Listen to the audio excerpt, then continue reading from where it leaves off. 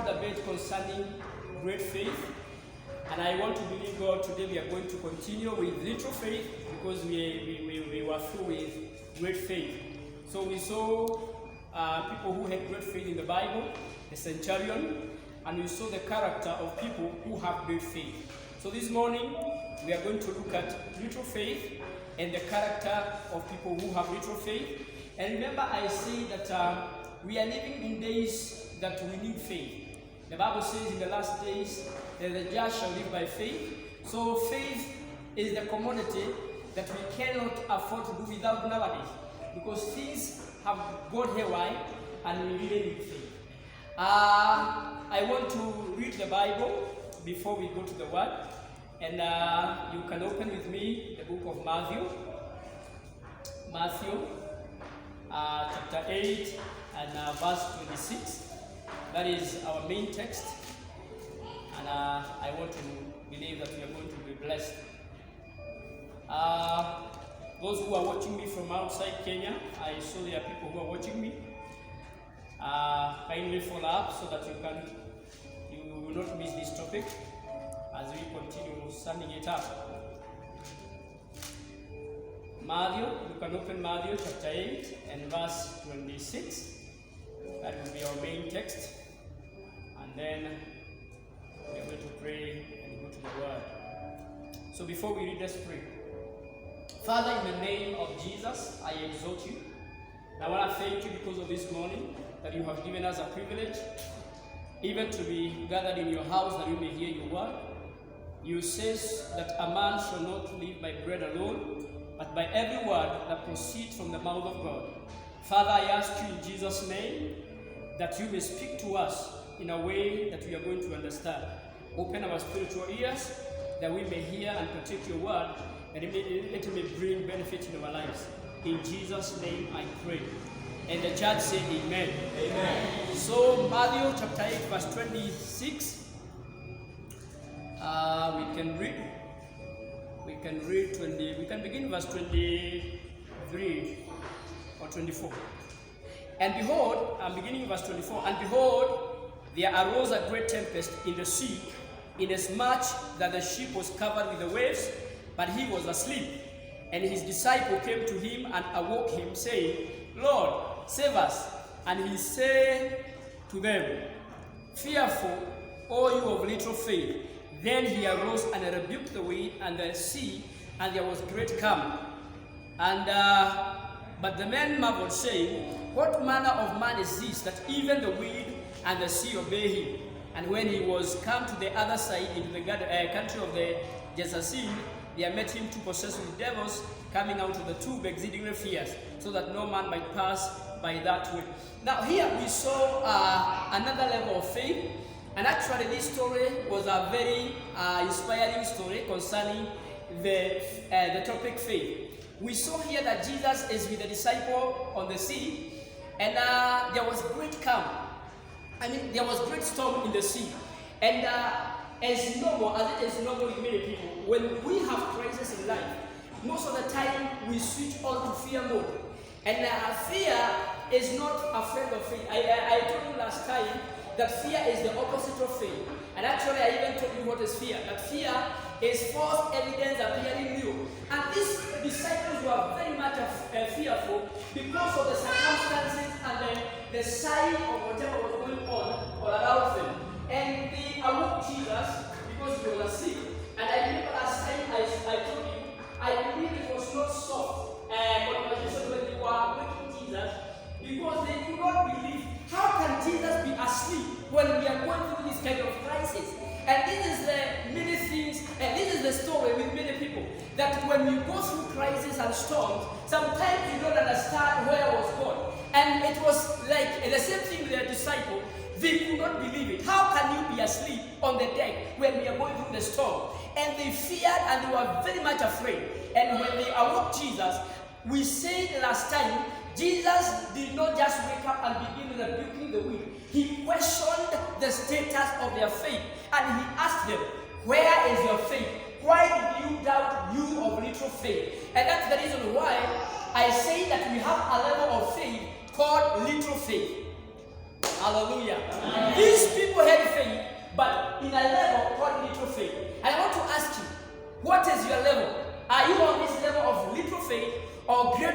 or dead faith. Bwana Yesu asifiwe. So they doubted. So people of little faith, they can sometimes, amen, doubt even the promises of God. Bwana Yesu asifiwe. So they awoke him, and Jesus, when he rose from the sleep, he rebuked the wind, he rebuked the storm, and there was great calm. Bwana Yesu asifiwe. And he marveled, what manner of person is this? What kind of a person is this? That even the wind and the storm and the waves obeys him. This is how people who have no faith or have little faith, they marvel when they see great works of faith. And I remember last time I told you that people nowadays, they don't believe actually in what the Bible records. We see people claiming that the miracles ended with the apostles.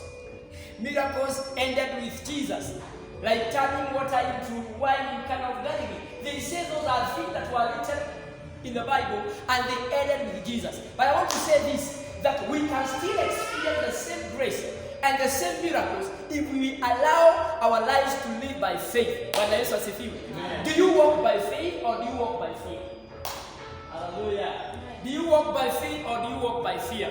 Now, when I was reading this story of the disciple with Jesus on the sea, I observed a number of things that are going to help us and even classify where we are. And I want, even as I highlight this point, I want you to look at your life and know which level you are in. Because we have character, au tuna tabia za watu wa imani dogo, tuna tabia za watu wa imani kubwa, na pia tuna tabia ya watu ambao hawana imani au imani ile imekufa. Bwana Yesu asifiwe. Now, if you can manage to write it is better. These are the characteristics of the people of little faith, because we have them. And actually this lot, there are many than people of great faith. Praise God. Number one, people of little faith, they follow Jesus when it is convenient. They follow Jesus when it is convenient.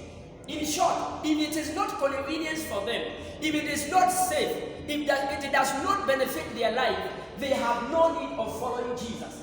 So people of little faith, they follow Jesus when it is convenient. I want to ask you, brethren, do you follow Jesus when it is convenient? Or do you follow him even when it is risky to follow him? Praise the Lord. Amen. Hallelujah. Amen. I want to hear a big amen. Amen. We have been out of the church for a long time, so we can't afford to give that kind of an amen. We need a big amen. Amen? Amen. You know, my wife was asking me, how do you preach sometimes when there are not people in the church as though there are thousands of people in the church? And I told her, that is faith. So when I hear that kind of response, it's a sign you have no faith. Because many people follow the multitude. They follow Jesus when it is convenient. Remember even the story when one day Jesus told the disciple and the multitude that followed him that today you are going to partake my flesh and my blood. And they resorted, they went back. And he even asked the disciples, do you also want to go back? Because some of them had returned back. And the disciples, one of them, Peter, said, it is you who have the word of life. We will still follow you. Because when we go, Amen. But those people who follow Jesus because of bread, those people who follow Jesus because of convenience sake, they return back when it was no longer convenient for them to follow him. So I want to ask you this morning, do you follow Jesus for convenience sake? When things get tight, you get back? Because people of little faith, they follow Jesus when it is convenient. Hallelujah. Amen. Can you ask your neighbor whether you follow Jesus when it is convenient?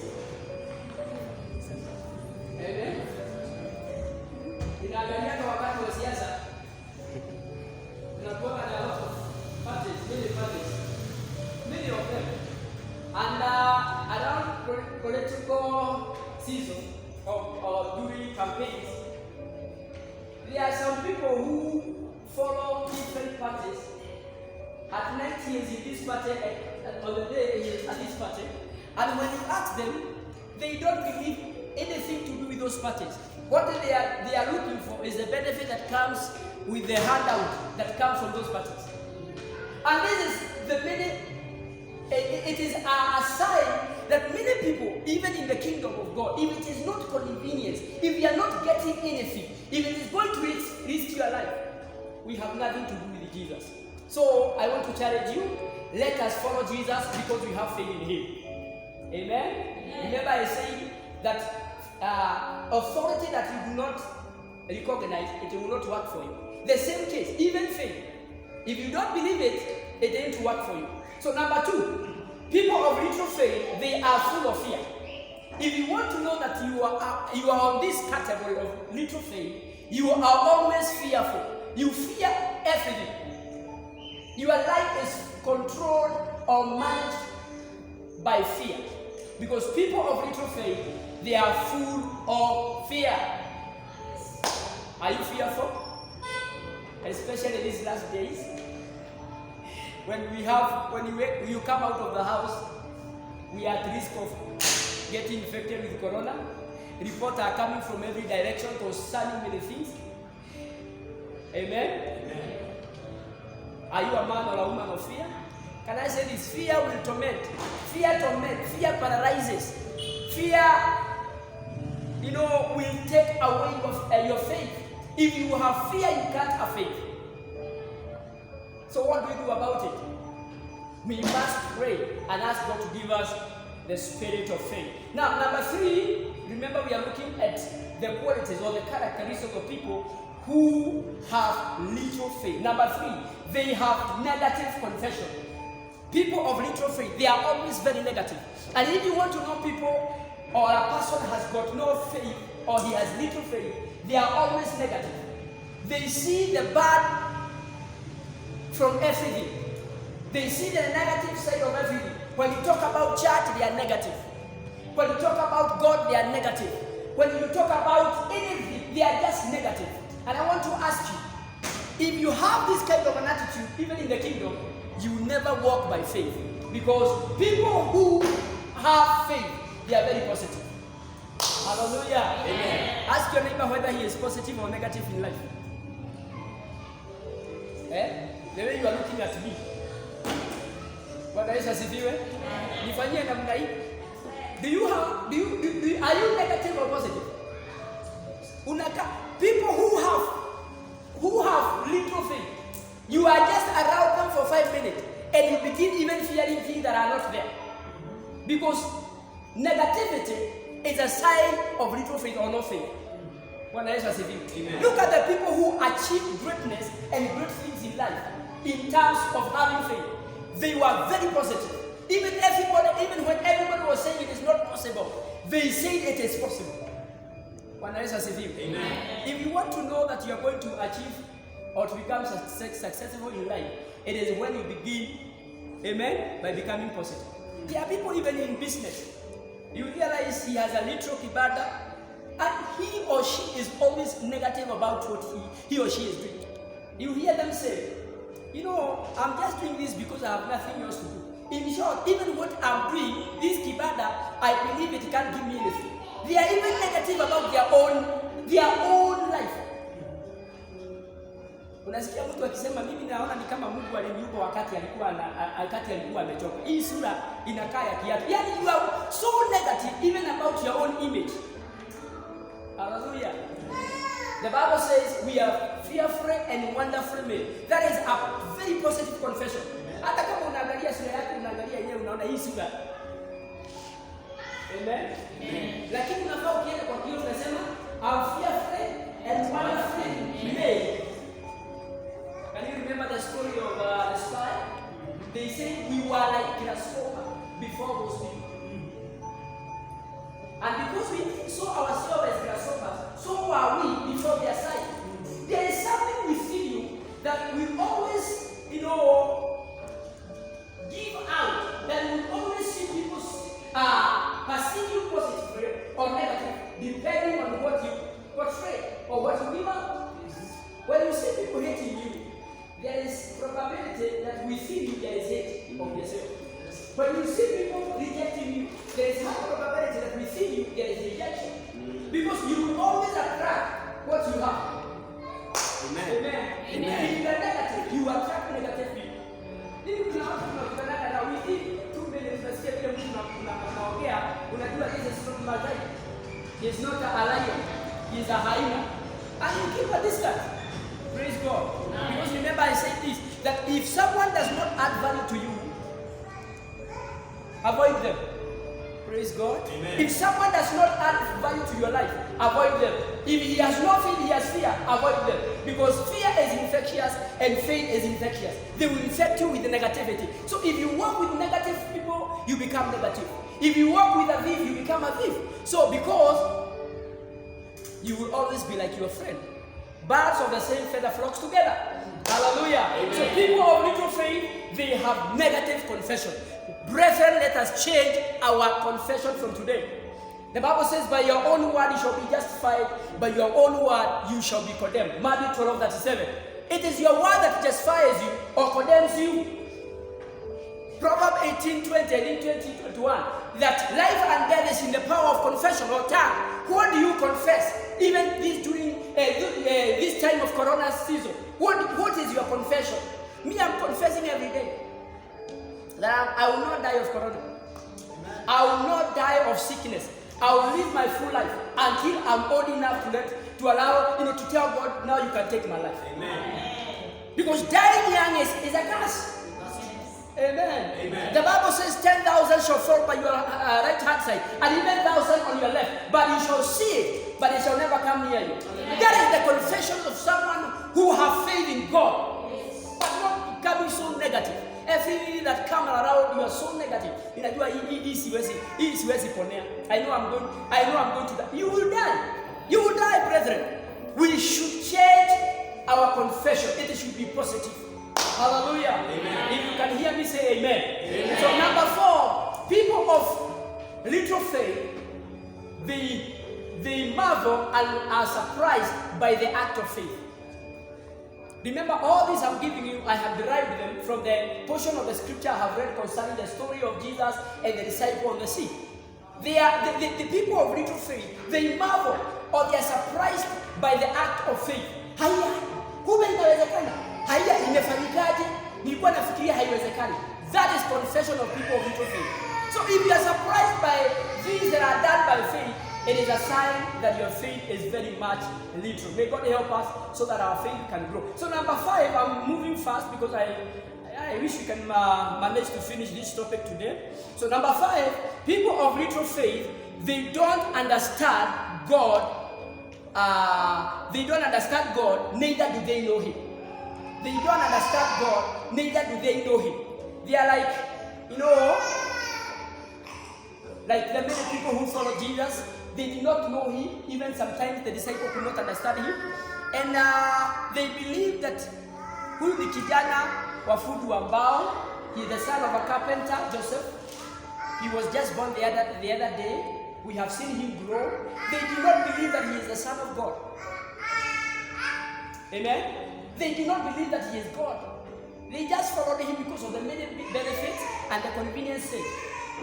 But they doubted every move. Praise the Lord. Amen. Now, we are saying the people of little faith, they don't know God.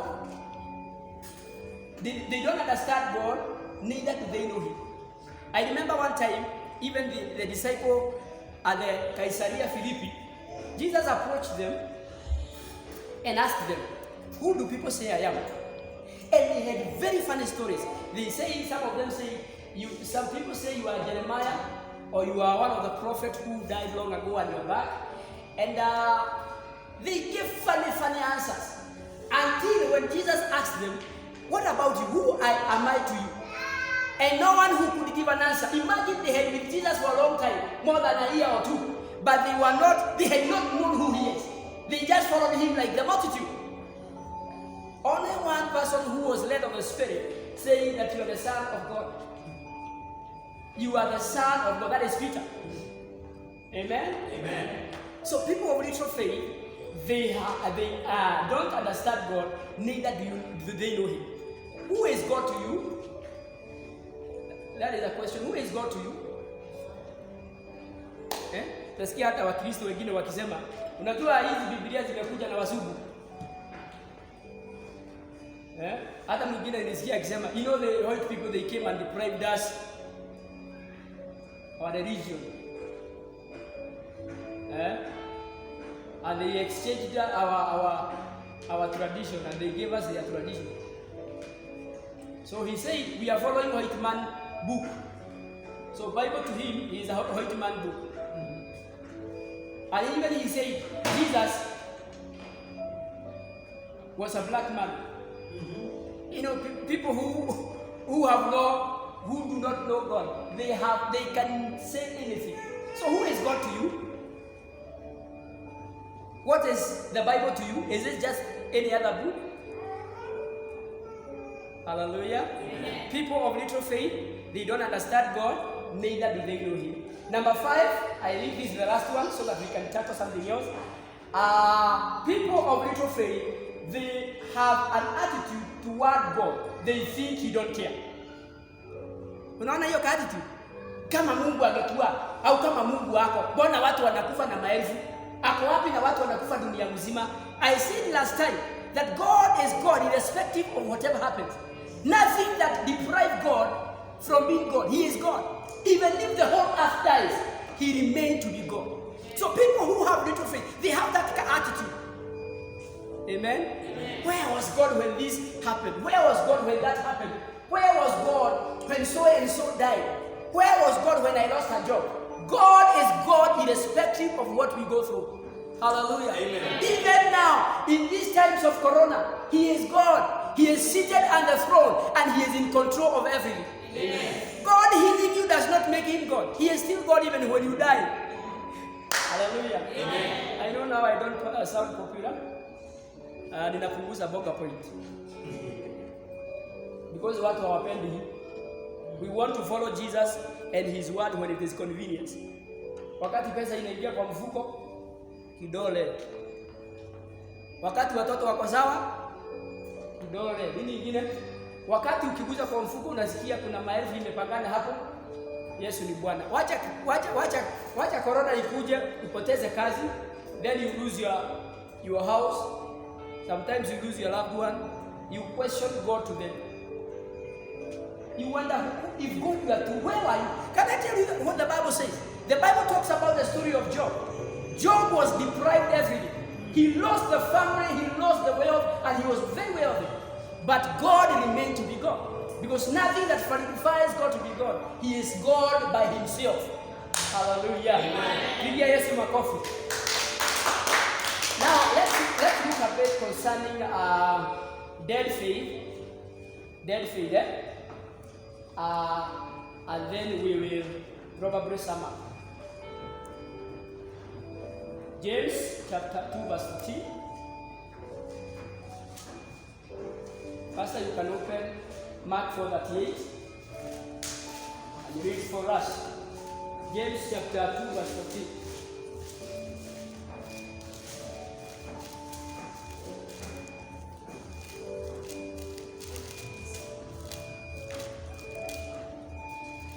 What does it profit, my brethren? A man say he has faith and hath no work. Can faith save him? James 2:14. If a brother or a sister be naked and destitute of daily food, and one of you say to them, depart in peace, be you warm and filled. Notwithstanding, you give them not those things which are needful to the body.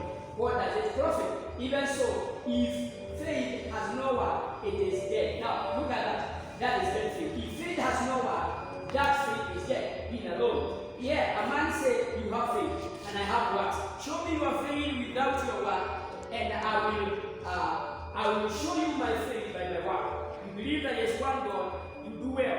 The devils also believe and tremble. Pastor, you can read for us there. Matthew 14. 22. To Matthew.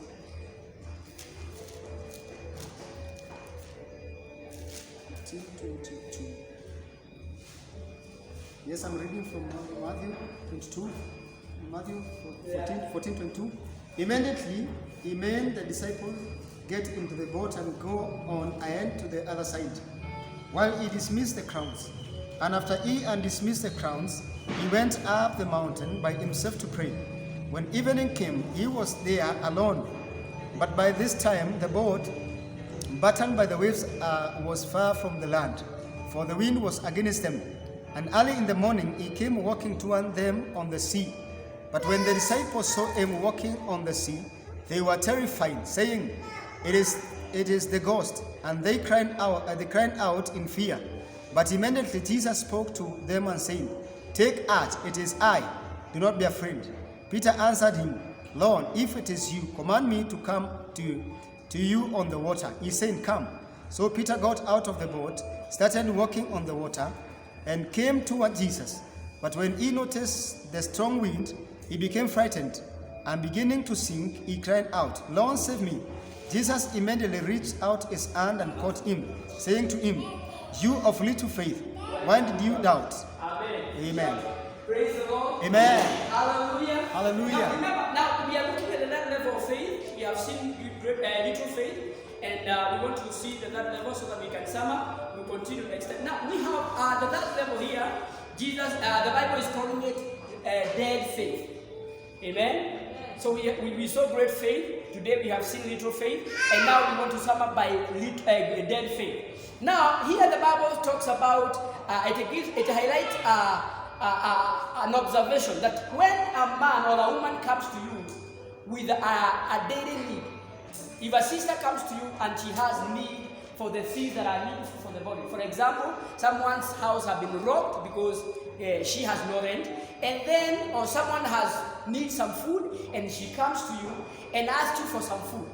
The Bible says, how does it benefit just to tell them, be blessed, be warmed, be filled, go home? The Bible says that one has no benefit, because faith is when someone has faith that is active, he adds his faith some work. And this is where we go wrong. We believe by just believing it is enough. And when we only believe and we do not act, our faith becomes dead. Amen? So faith that is dead is a faith minus work. In short, faith does not work alone. Faith works with works. Or faith is active when it is added some work. We need to add faith to work so that it can be alive. So if someone comes to you and he has a daily need for a daily food, what we should do, we should believe God for their blessing, but we should get into our pocket and dish out something to bless them.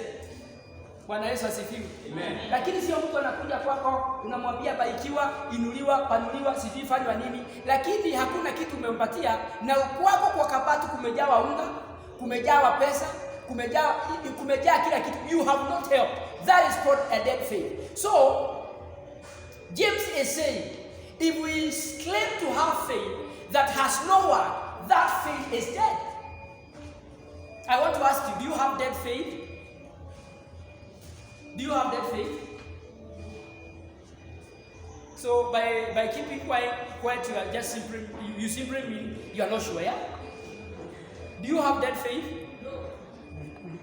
Okay, do you have little faith? No. Do you have great faith? Yes. What? Nini mnapenda kujipeleka pele sana? Praise God. Amen. Is your faith little or great or dead? Great. Dead. Great. Great. Unajua sio mdomo itaamua hapa. Ni kile tutasoma hapa tuone kama hufanyi hivyo, it is simply mean you have dead faith. Bwana Yesu asifiwe. Amen. So James is saying if your faith has no work, it does not help, because even demons they believe that God is there until they tremble. But their faith or their belief does not qualify to be faith, because it has no work. They believe, but because they can't do anything about their belief, they have been condemned. Their faith become obsolete. It is dead. Hello. And he says that if our faith is going to work, we must add the virtue of work. So these are the characteristics of people who have no faith or whose faith are dead. Number one, they add no work to their faith. Unasikia mtu akisema mimi nitakuwa mchungaji wa kimataifa. Kuomba haombi, Biblia hasomi, chuki ndio mingi, uongo na wizi ndio mingi, lakini anadai kuwa atakuwa mhubiri wa kimataifa. Unasikia mwingine akisema mimi ninaamini ni mwimbaji wa kitaifa. Hebu sikia hiyo sauti kidogo. Ndio una sauti mpendwa. Lakini ukikaa tu na sauti without making the necessary steps, you remain a shaggy. And you die with your own aspirations. Bwana Yesu asifiwe. Wale watu ambao, those people who have made it. Nilisikiza mwimbaji mmoja akisema vile alikuwa anaenda mpaka studio, hana pesa, anafukuzwa. Anaambiwa wewe toka hapa, kama huna pesa enda utafute pesa. Anasema basi niruhusuni nikae tu hapa kwa studio nisikie. Yaani hiyo kitu anasema kusikia tu, anasikia inamchochea tu. Sina pesa lakini mniruhusu tu nikae hapa nijifikirie kwa studio nisikie vile mnafanyaga. That is someone who is going somewhere. Amen. Ninapenda wamama vile wanaanza kujitayarisha wakati wamebarikiwa. Si mnajua kubarikiwa? Unaona mama hata hajui kama ni mawa itatoka hapo ndani, lakini anaanza kushona nguo. Anasema hii ni sweta. Amen. Wadada sikisema hivyo. Amen. Na hajui kama ni kuku itachomoka hapo.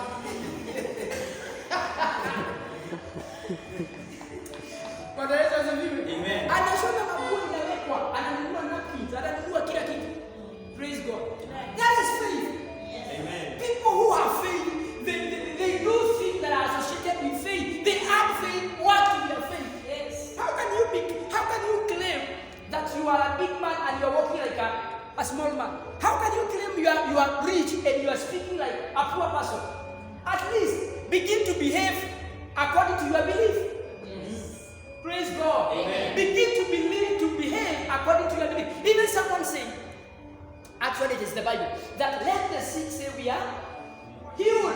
Let the poor say that we are rich. Hallelujah. Amen. That should be our confession. Every time you wake up in the morning, even if you have no coin in your pocket, say I am rich. Praise the Lord. Amen. If I were you, I would say amen. Amen. You look at the north and the south and the east and the west and you say, unajua mimi ninaamini ni roho. A believer who is Holy Ghost filled, a believer who speaks in tongues, going to heaven by faith, expert, but he believes he has been reached. Imagine there's some confession that's somewhere that comes from the mouth of people who claim to know God. This is bad. Praise God. Amen. So people who have dead faith, they add Noah to their faith. Na unasikia wakisema kama ni Mungu akawacha afanye kazi yake. Wacha nikwambie kuna sehemu ya Mungu na kuna sehemu yako. We should play our part and then God will play his part. Amen. Hallelujah. Amen. Number 2, I have one more to go. Remember we're looking at faith. Number 2, character of people who have faith. They walk or their walk does not measure up to their talk. People don't know imani yako imekufa. Their walk does not measure up with their tongue. Can we say that? Their walk does not measure up with their tongue. In short, akienda north, mdomo unaenda south. Amen. Mdomo unaenda south lakini yeye anaenda north. Ushawahi kutana na watu hivi? Unakuta mtu ni mmoja lakini ndani yake kuna watu wawili.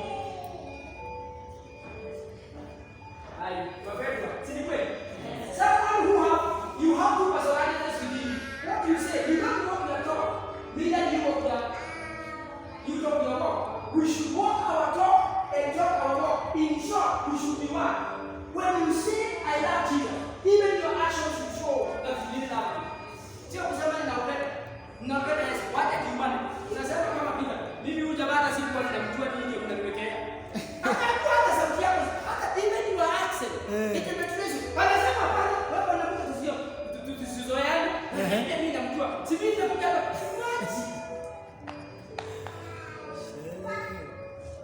Amen. Unaenda kutafuta kazi.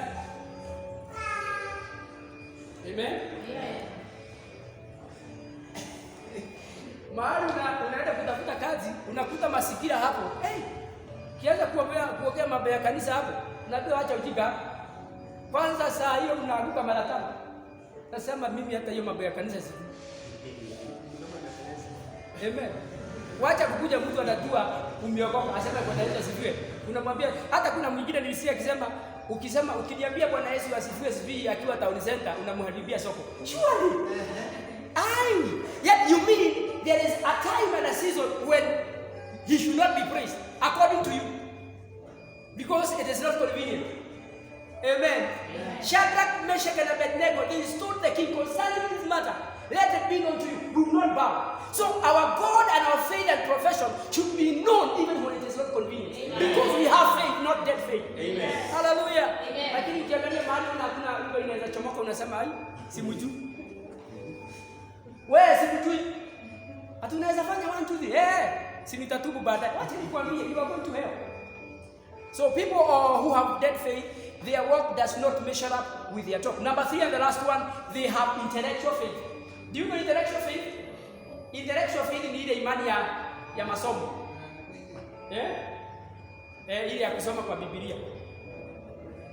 Mimi naonaga kama inawezekana. Si Biblia inasema. But when it comes to practical lesson, unaanguka flat. You know there is difference between theory and practical. Mimi niliona wakati nienda driving school. There are so many people who are very good in class. Kwa hiyo wala tumeenda driving school tunajua kuna hiyo bao inakuwa hapa. Hiyo kagari inaendeshea hapo vroom. Unapiga roundabout. Wacha nikwambie kuna watu walikuwa wanafanya mizidi hapo. Mpaka mimi ni wanani challenge na sika hii. Kwani mimi ni nini baya? Wacha nikwambie, wacha tufanye siku ya mtihani. Kwanza mwenye anakufanyisha mtihani, ni askari. Na watu wengine wanawasikia. Baadaye ukanyaga kule kuna kanyaga mafuta. Na hakuna kurudia. Askari anakwambia toka, kuna kitu umeanguka, enda. Lazima urudi kwa class. Sasa unashindwa, hata nilikuwa kwa class nilikuwa ninaendesha. Unajua kwa class ni kagari katoe kadogo. Sasa practical kwanza tulipewa kilori kingine yaani mdomo, yaani unaangalia hauoni mbele kwa sababu kiko huko. Steering inatoshana hivi. Nakwambia watu walianguka flat. Walianguka flat. Na mpaka wengine wanasema mimi hii kitu ninajua kuendesha.